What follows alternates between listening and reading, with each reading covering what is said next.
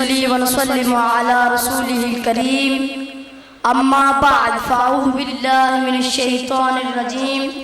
بسم اللہ الرحمن الرحیم۔ نہایت ہی واجب الاحترام اور معزز احتشام صاحب صدر اور معزز سامعین درجہ بدرجہ السلام علیکم ورحمۃ اللہ وبرکاتہ۔ سہارا دیا جس کے نقشے قدم نے، سہارا دیا جس کے نقشے قدم نے، اسی کی محبت اسی کے کرم نے، اسی نے ہے ہم کو اجالے پہ ڈالا، اسی نے ہے ہم کو اجالے پہ ڈالا، اسی سے ہے اسلام کا بول بالا۔ صاحب صدر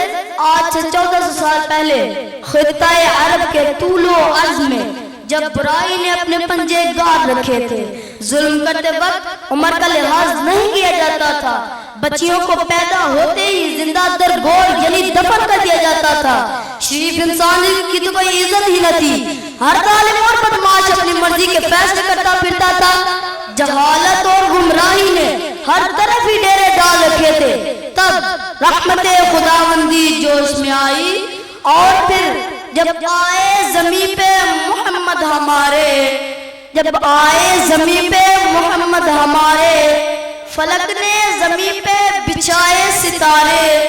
اٹھے سرزمین عرب سے یہ نعرے، محمد ہمارے بڑی شان والے، محمد ہمارے بڑی شان والے۔ حضرت بی بی پاک آمنہ کے گھر میں ایک معصوم عظیم نے آنکھ کھولی، تب تو جیسے ہر سو ایک اجالا سا چھا گیا، بے قراروں کو قرار آ گیا، بت پرستوں کے بت منہ کے بل جا گرے، اس دنیا کے تمام آتش کدے ٹھنڈے پڑ گئے، فضا گھومی ہوا گھومی اور اپنی ولادت با سعادت کے فوراً ہی بعد رسول خدا نے اپنا سجدے میں رکھ کر گویا یہ اعلان فرما دیا کہ کوئی بھی نہیں ثانی اے میرے خدا تیرا، کوئی بھی نہیں ثانی اے میرے خدا تیرا، چرچا ہے زمانے میں ہر صبح و مسا تیرا، ہر موج نفس تیرا احسان جتاتی ہے، ہر موج نفس تیرا احسان جتاتی ہے،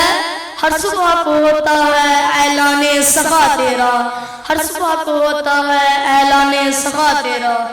اپنی حیات طیبہ کے پہلے 40 سال آپ نے اپنے آپ کو دنیا کی نظر میں بحثیت نبی متعارف نہ کروایا،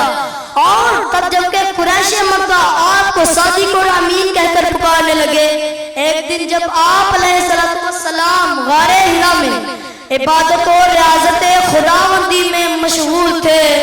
اچانک حضرت جبرائیل علیہ السلام تشریف لے آئے اور ساتھ میں اللہ تبارک و تعالیٰ کا پیغام بصورت وحی پیش کرتے ہوئے گویا یہ ہدایت بھی پہنچائی کہ اب وقت آ گیا ہے کہ آپ اعلان نبوت فرما دے۔ چنانچہ پہلے اپنے خطے میں اور پھر پوری دنیا میں اپنے آپ کو ختم نبوت کی مہر کے ساتھ منوا ڈالا۔ اسی کے ہیں ہم پر یہ احسان سارے، اسی کے ہیں ہم پر یہ احسان سارے، قدم منزلیں چومتی ہیں ہمارے، قدم منزلیں چومتی ہیں ہمارے، اسی نے ہے گرتے ہوں کو سنبھالا، اسی نے ہے گرتے ہوں کو سنبھالا، اسی سے ہے اسلام کا بول بالا۔ صاحب صدر 12 ربیع الاول کا دن ہی وہ دن ہے کہ جس دن ہمیں طوفان میں ساحل ملا، ایک پیر کامل ملا، رحمت کا بادل ملا، ایک نشان منزل ملا۔ یہ وہ دن ہے کہ جس دن ہم گمناموں کو ایک نام ملا، بے چینوں کو آرام ملا، اور اسلام کے پیروکاروں کو ایک ایسا کام ملا کہ جسے پوری انسانیت کی اصلاح کے لیے جنت کی ضمانت بنا کر پیش کیا گیا۔ صاحب صدر عید میلاد النبی کا دن اس قدر مبارک اور معتبر دن ہے کہ جس دن صاحب قرآن، صاحب عدت و عرفان، صاحب فرقان، صاحب حیا و ایمان، صاحب مقام و لامقام، عزت و شرف انسان، الغرض آقا دو جہاں کا ظہور کچھ اس انداز میں ہوا کہ چمن کھل اٹھے، کرن جگمگائی، مسکن آباد ہوئے، پون لہرا اٹھی اور صحن عرب نعرہ رسالت سے گونج اٹھا۔ جمال ہستی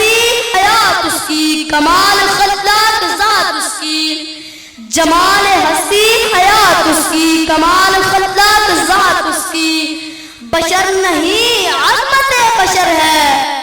بشر نہیں عظمت بشر ہے، میرا پیغمبر عظیم تر ہے، میرا پیغمبر عظیم تر ہے،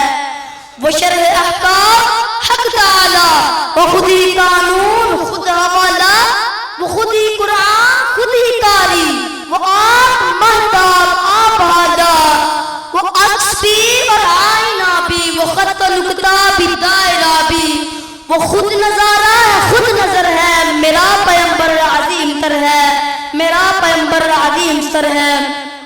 صاحب صدر عید میلاد النبی کا دن اس پاک ہستی کی ولادت با سعادت کا ہے کہ جو اگر نہ ہوتے تو کچھ نہ ہوتا، یہ زمین یہ آسمان یہ کل کائنات تخلیق ہی بس ان کے لیے کی گئی۔ آپ کی مبارک ہستی نے دو جہانوں کو نور کی جلا بخشی، آپ کی ہستی میں قدرت نے ہمارے لیے ایک بہترین نمونہ رکھا،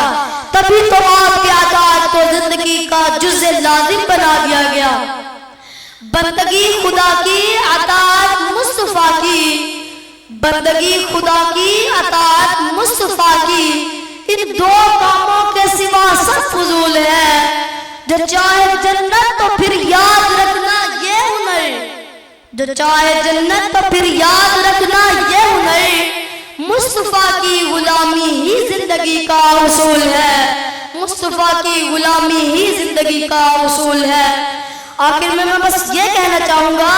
کہ عید میلاد النبی کو منانے کا سب سے بہترین طریقہ یہ ہے کہ آپ علیہ السلام کی سنت کی پیروی کی جائے۔ اس دن کوئی ایسا کام نہ کیا جائے کہ جس سے خدا یا اس کا محبوب ناراض ہو۔ اس دن اپنے سر کو بارگاہ الہی میں یوں جھکایا جائے کہ جماعت ملائکہ میں بھی انسان ہونے کی تمنا جاگ اٹھے۔ وما